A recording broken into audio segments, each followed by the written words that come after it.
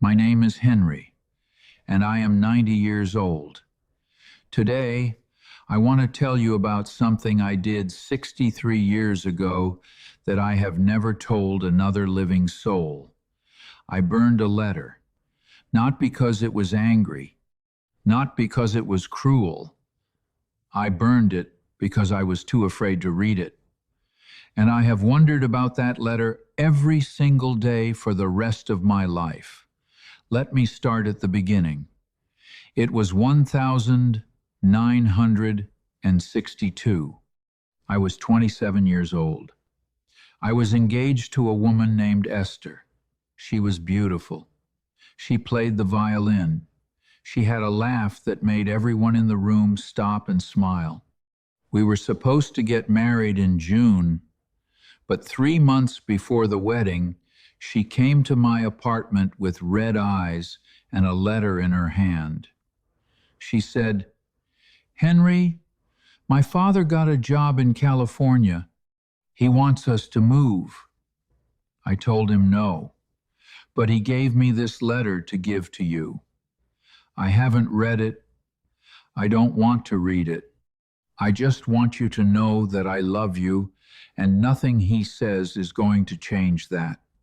She handed me the envelope, she kissed me on the cheek, and then she left because her father was waiting in the car. I stood in my doorway holding that envelope. Her father had never liked me. He thought I wasn't good enough for her. He thought I didn't make enough money. He thought she could do better. I knew whatever was inside that letter was not good, so I did something that I still cannot believe I did. I did not open it. I walked to the kitchen, I held the envelope over the flame of my gas stove, and I watched it burn. The edges curled, the paper turned black, and I told myself that I was protecting Esther. I told myself that her father's words did not matter. I told myself that love was stronger than a letter. A week later, Esther called me. She said, "Henry, did you read it?" I lied. I said yes. She asked what it said. I told her it said he didn't approve, but that we would get through it. She was quiet for a long time. Then she said, "Okay," and hung up. 15 days after that, she moved to California with her family. She wrote me one letter from the road. It said she needed time to think. I never heard from her again. I tried to call. Her mother said she was not available. I wrote letters. They came back unopened. I convinced myself that her father had won. I convinced myself that she had chosen her family over me. And I spent the next 40 years married to a woman named Dorothy, who I loved, but never the way I loved Esther. Dorothy was good to me. We had 2 children. We built a decent life. But Esther was always there in the back of my mind, the what if, the could have been. When Dorothy died 15 years ago, I sat alone in this house, and I wondered if I should try to find Esther. But I was 75. I told myself it was too late. I told myself she had probably moved on. I told myself she probably hated me for not fighting harder. So I did nothing. 3 years ago, when I was 87, my daughter brought me an old shoebox from the attic. She said, "Dad, these are Esther's letters." I had forgotten that I kept them. All the letters she had written me before the one I burned. I sat on the floor of my bedroom and I read them one by one. And then, at the bottom of the box, I found something I had never seen before. A letter that Esther must have slipped in before she left. I had missed it for 60 years. I opened it with shaking hands, and here is what it said. "Henry, I am writing this because I am afraid I will lose my courage. My father did not write you a letter. I lied. I wrote you a letter. I have been trying to tell you for months that I am scared. I am scared of getting married. I am scared of becoming someone's wife when I don't even know who I am yet. I gave you an envelope and told you it was from my father because I was too afraid to tell you the truth. I asked you if you read it, and you said yes. You told me it said my father didn't approve. But Henry, the letter I wrote said something different. It said, Henry, I love you more than I know how to say, but I am terrified. I need time. I need to know that you will still love me, even if I am not ready to be a wife yet. Please, please, do not let me go. Fight for me, show up at my door, tell me that we can wait. Tell me that we can figure it out together. I am not leaving because I don't love you. I am leaving because I am scared, and I need you to prove that your love is stronger than my fear.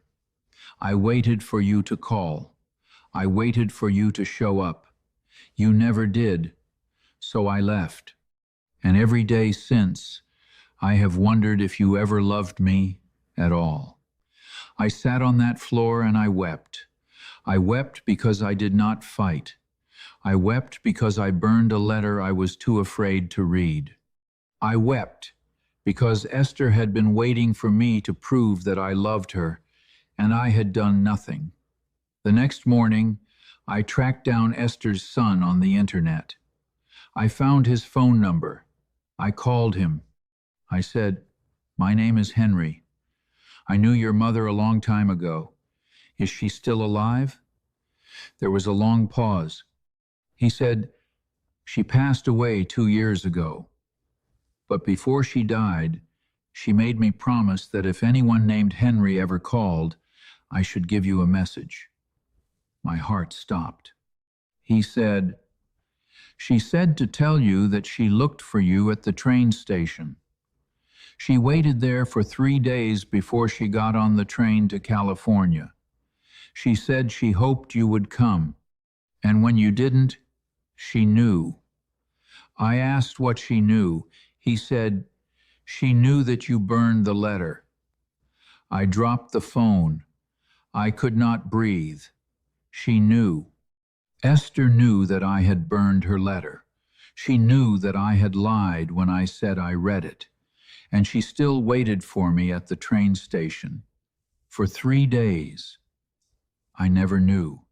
All these years, I thought she had chosen her father over me. But she had chosen me. She had chosen me, and I was too much of a coward to show up. I am 90 years old now. I have outlived Esther. I have outlived Dorothy. I have outlived my parents, my siblings, and most of my friends. And I am telling you this story because I want you to understand something that took me 60 years to learn. Fear is a thief. It steals your courage. It steals your chances. And if you let it, it will steal your entire life. I spent 63 years wondering what was in that letter. I could have known in 60 seconds. I could have opened it. I could have read it. I could have gone to the train station. I could have spent my life with Esther. But I was afraid. So here is what I want you to do. Open the letter. Make the call. Show up at the door. Do not let fear make your decisions for you. Because one day you will be 90 years old, sitting in a chair, and you will realize that the things you did not do hurt so much more than the things you did. My name is Henry. I am 90 years old, and I am still learning to forgive myself. Do not make my mistake. Burn the fear, not the letter.